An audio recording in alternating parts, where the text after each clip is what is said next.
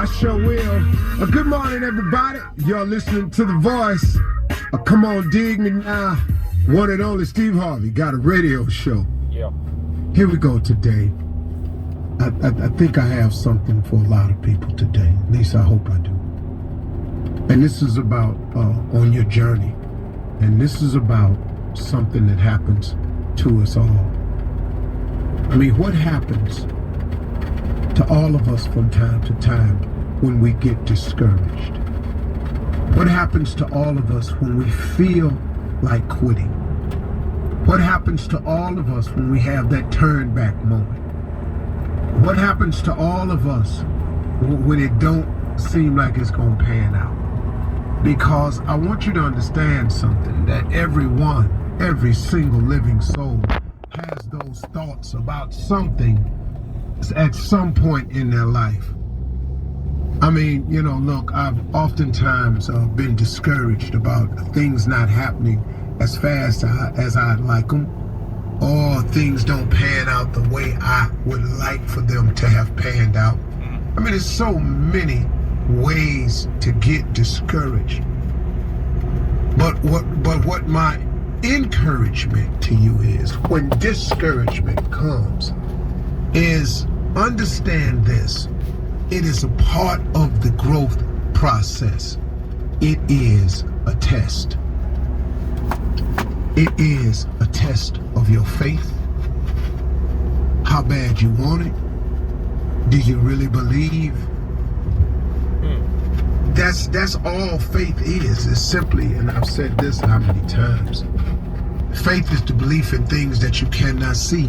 So when discouragement comes, setbacks comes, it is a test of your faith. At least it's been that way for me. Now, other people can explain it another way. I'm not other people. I can only give it to you the way it's come to me and throughout my life.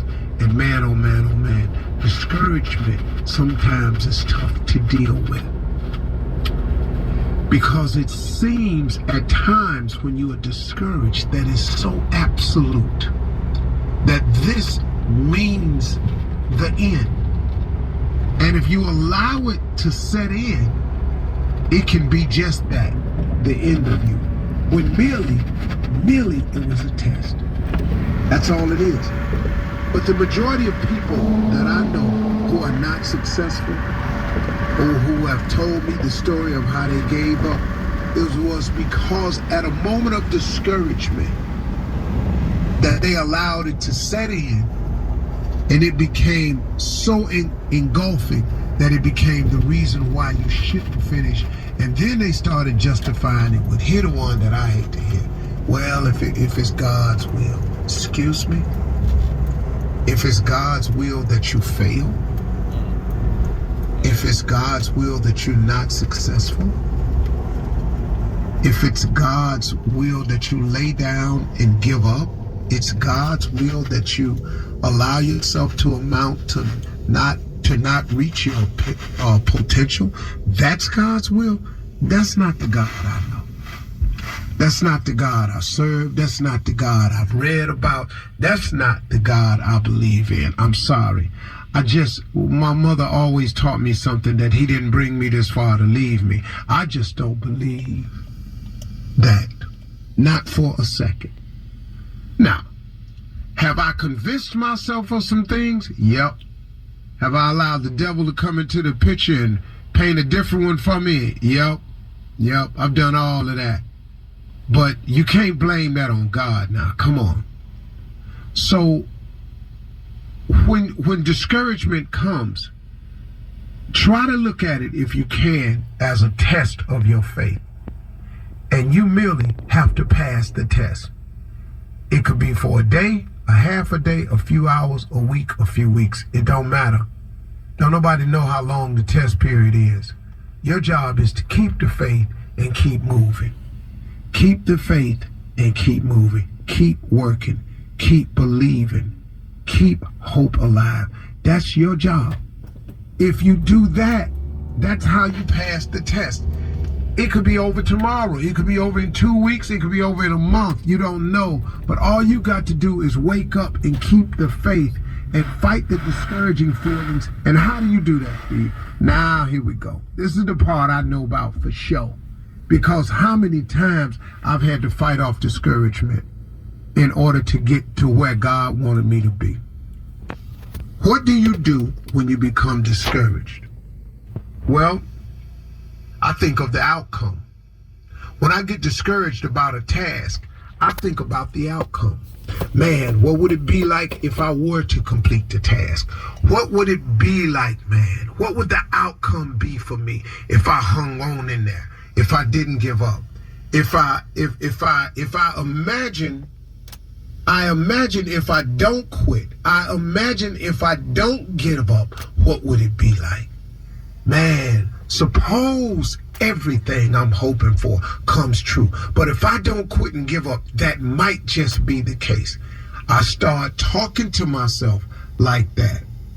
I think of what the upside is. What's the upside to staying with it? You see, all this is the same thing. I'm just giving you different ways to look at it. I'm saying the exact same thing over and over, but I'm just trying to find the switch that connects in your mind where you can say, okay, man, I'm going to hang in there.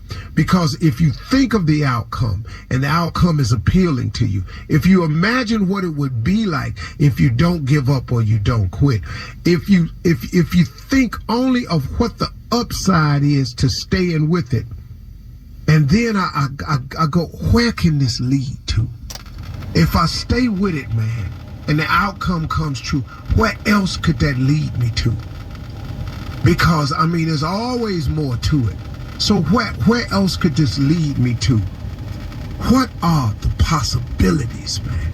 What are the limitless possibilities? What could God possibly have in store for me if I just hang in there? If I pass this test of faith?